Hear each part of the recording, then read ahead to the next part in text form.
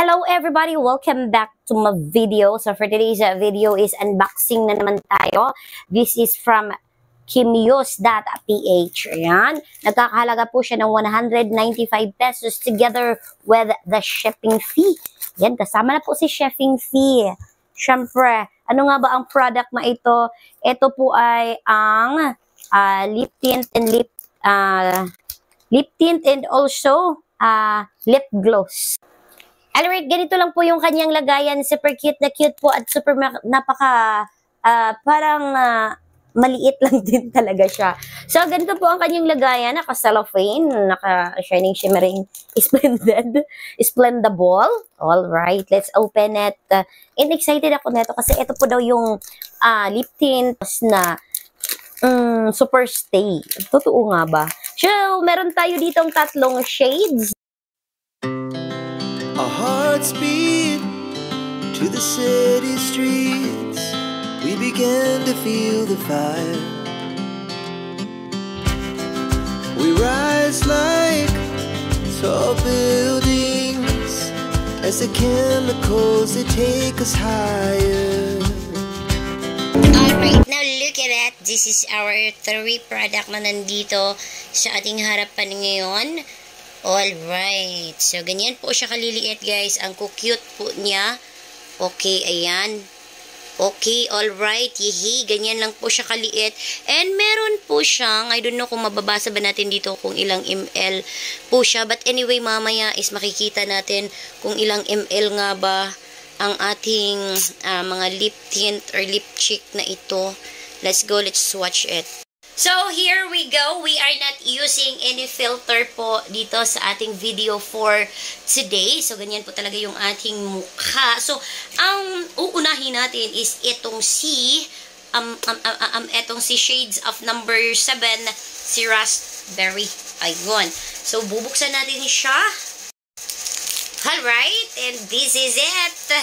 Ayan, Bay Free. Ayun, this is, bago siya sa aking paningin, guys, kasi hindi ako palaging nag-order ng mga ganito.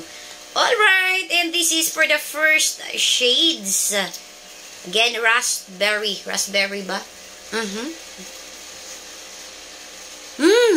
Yung amoy niya, para talaga siyang raspberry.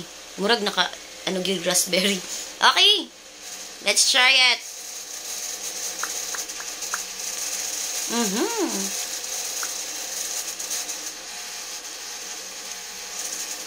Okay, for the first, para sa ating unang product, guys, is ang gaan niya sa labi. Gaan niya sa lips. Talaga, promise. Tapos, ang bilis niyang dali na kayo siya mag-uga. As in, nice! Huy! Huy! Huy! Walang, hindi siya naglipat, guys, oh. Wala talaga. Ba't ganyan? Okay, may konti, meron siya. Pero yung medyo, yung part na hindi pa masyadong, dili pa uga. Kontong part na dili pa kayuga. So, again, this is the first, natin, shades. Okay, ang iyahang color kay mura siya, grapes na may ang grapes kasi kay na i-color purple, may color red. Pero ito siya, oh, parang nag-mix po yung color niya. This is the first one. Okay, dili lang na to kayo dugayon sa atong lips, guys, no, kay ingon nila kay daw ni siya kanang dugay daw makuha. So, try na to og wipes ang atong first natin. Again, shades raspberry. Alright, I have here a tissue. Na-shade transfer, guys, pero gamay lang. Yeah, atong erison. Alright, pag i-erase ni mo, na lang iyang makuha. Okay? Erison na to, i-swatch na to ang uwan nga color. Siyempre. Masakit siya sa,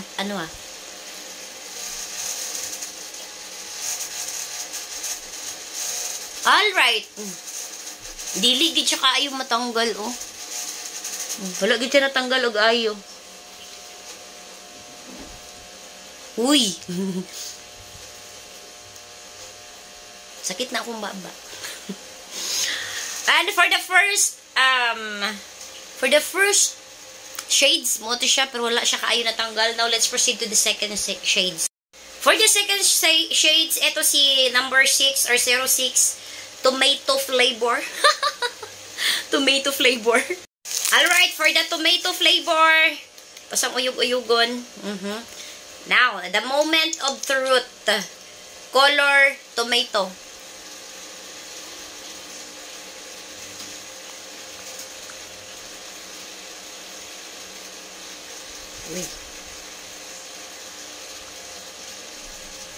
Color tomato.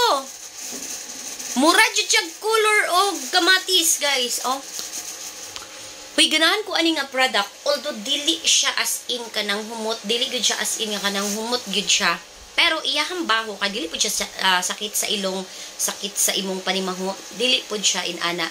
Pero what I like about this one, guys, is dali ra kaay siya mauga sa imuhang baba. Dali para sa kanang uban nga nagkit imong feelings, and also gaan ra kaay siya sa imong paminaw while you are wearing this kind of lip tint.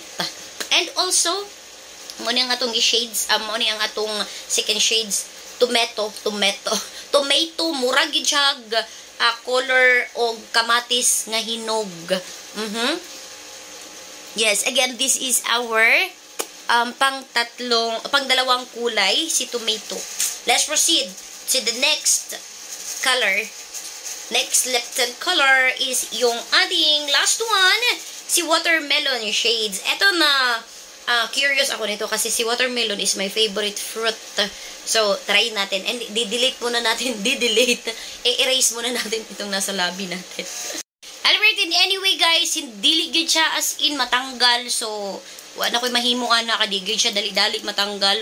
Lo ginaana sakit na lang yun akong baog inana. Pero di siya matanggal, guys. So, down to the last flavor or shades.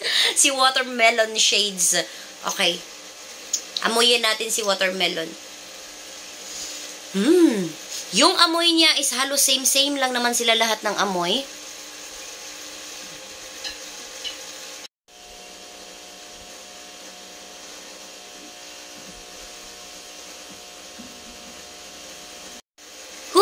Sino ka dyan? So, ayun guys, ginamit ko na siya sa cheek natin. Konti lang yung nilagay ko sa cheek natin, guys. Pero talagang napaka-visible na niya. And again, what I really like about this product is transfer-proof po siya. Although, kapag hindi pa talaga siya nakaset sa yung lips, kapag tina-transfer-proof mo, nagta-transfer po siya, pero konti lang. Pero hindi siya kagaya ng ibang mga lip tint na nagda-dry, or hindi siya kagaya ng ibang lip tint na medyo lapot kay sa imong baog lain kaayo paminawon kay murag bugat kani siya kay murag wala lang kay gibutang like a normal lips. Pero gwapa kay ka. Lami kayo. But, syempre, ano nga ba ang favorite shades ko sa kanilang tatlo? Ang favorite ko, guys, is etong tatlo po talaga. Syempre, this is my new, ito po yung bago nating discovery. Discovery yarn. Yeah, syempre, if you want to order, just click on the yellow basket. Nandiyan ko po, nilagay po natin dyan product na yun para hindi na po kayo mapunta kung saan-saan. Again, click the yellow basket and the other, alam nyo na yan. Click the description box below. Yes, thank you so much for watching. Ingat po kayong lahat. God bless everyone. Babushin paalam. Bye!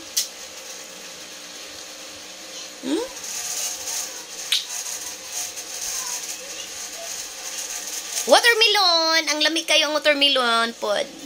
Pero umot good siya. As in, I really love this lip tint.